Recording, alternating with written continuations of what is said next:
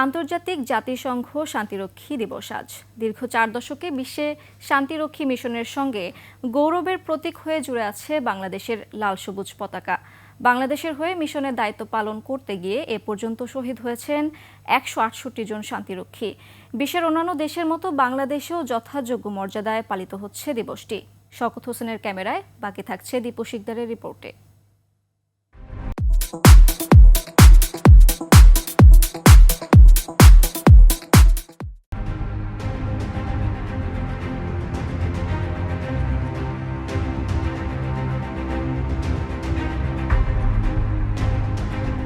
সততা, নিষ্ঠা আর অসীম সাহসের সমন্বয়ে জাতিসংঘ শান্তিরক্ষী মিশনে লাল সবুজের পতাকাকে বিশ্ব দরবারে মর্যাদার জায়গায় পৌঁছে দিয়েছেন বাংলাদেশের গর্বিত শান্তিরক্ষীরা।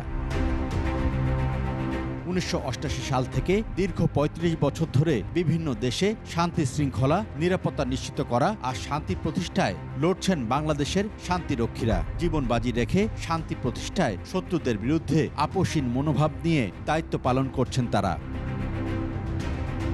আইএসপিআরের দেয়া তথ্য অনুযায়ী বর্তমানে 10টি দেশে বাংলাদেশের 5,818 জন শান্তিরক্ষী দায়িত্ব পালন করছেন, যার মধ্যে রয়েছেন 444 জন নারী শান্তিরক্ষী। এর আগেও যেসব নারী শান্তিরক্ষী দায়িত্ব পালন করেছেন তারাও কুড়িয়েছেন প্রশংসা।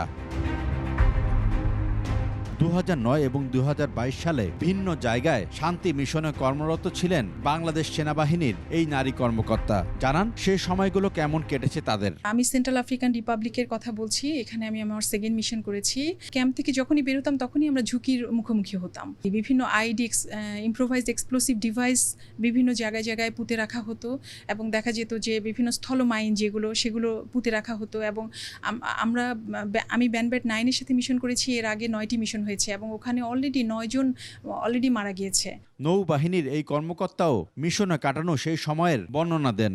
কিভাবে ভারী অস্ত্র আর গোলা বারুদে সজ্জিত প্রশিক্ষিত শত্রুপক্ষকে পরাস্ত করেছেন সেই গল্প উঠে আসে। প্রায় 1 লাখ টন ডিজেল বোঝাই একটি বার্জ একটা আক্রমণের শিকার হয়।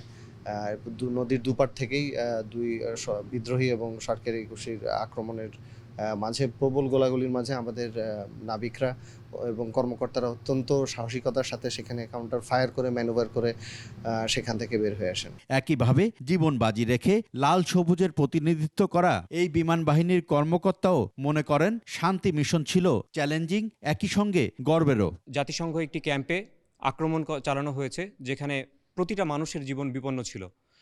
অন্যান্য দেশের সদস্যদের হেলিকপ্টার কন্টিনজেন্টকেও তাদেরকে রিকোয়েস্ট করা হয়েছিল ওই মিশনটা ক্যারি আউট করার জন্য, বাট হয়তো ঝুঁকির কথা চিন্তা করে তারা অংশগ্রহণ করে নাই।